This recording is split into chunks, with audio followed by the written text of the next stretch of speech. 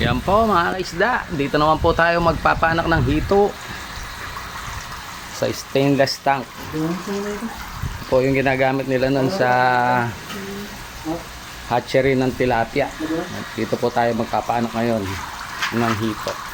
Yan po.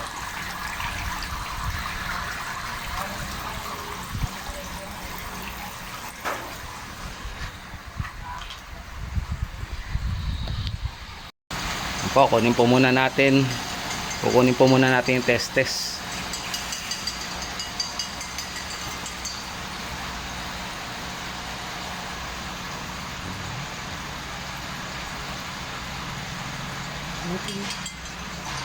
Yan po, ganda, good quality.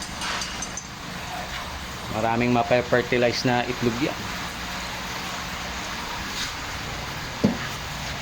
Yan. Nakakolect na natin na testes. Ito yung ininjikan na babaeng hito kanina. Ni-stripan na po.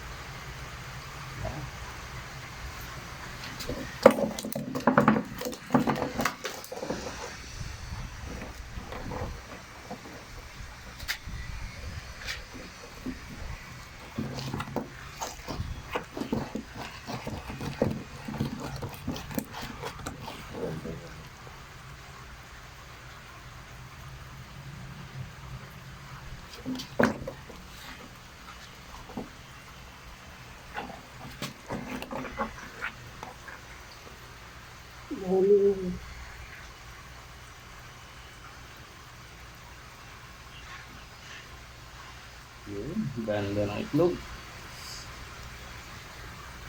Ganda ng itlog mga kaisda. Shout out po sa mga estudyante na nag-OJT.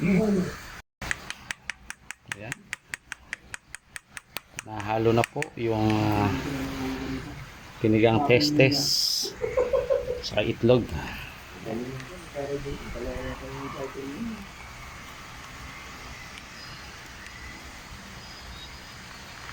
Halo.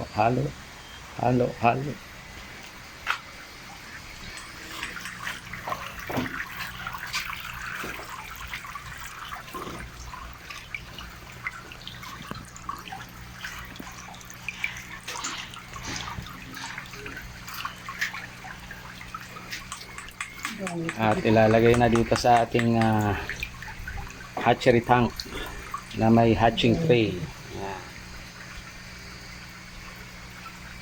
Kailangan po manipis lang ang latag ng itlog.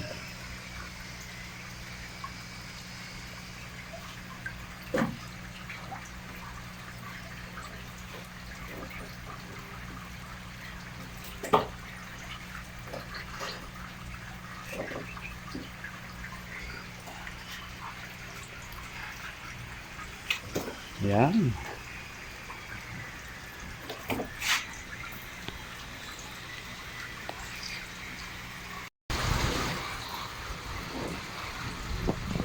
Yan.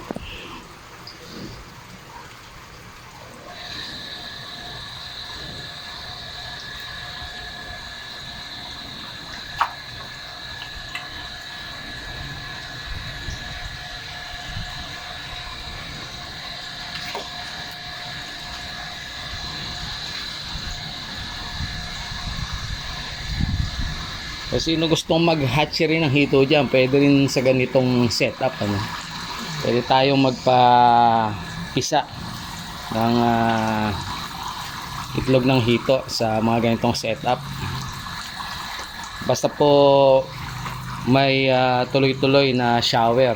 Fresh water po yan, hindi po yan recirculating. Hindi po pwede yung umiikot. Kailangan fresh po yung tubig. Yan.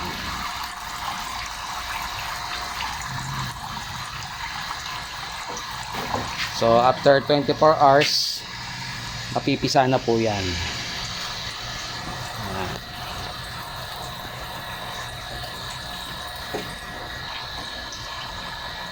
Pag napisa, tatanggalin na po natin yung hatching tray.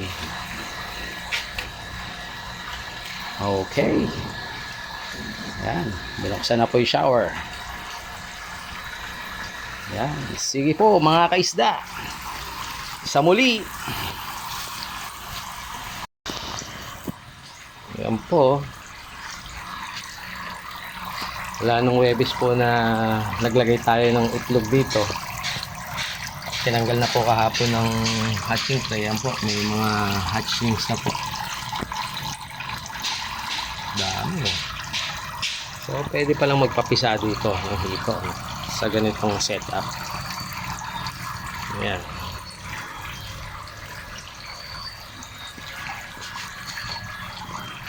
Basta ho may continuous tubig siya, continuous shower. Ay, makikita nyo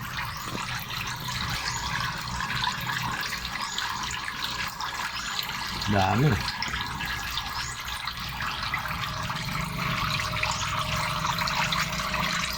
Daming na hatch.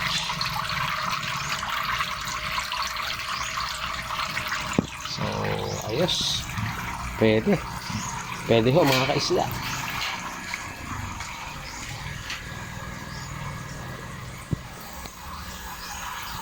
So like, subscribe, follow and share sa ating YouTube channel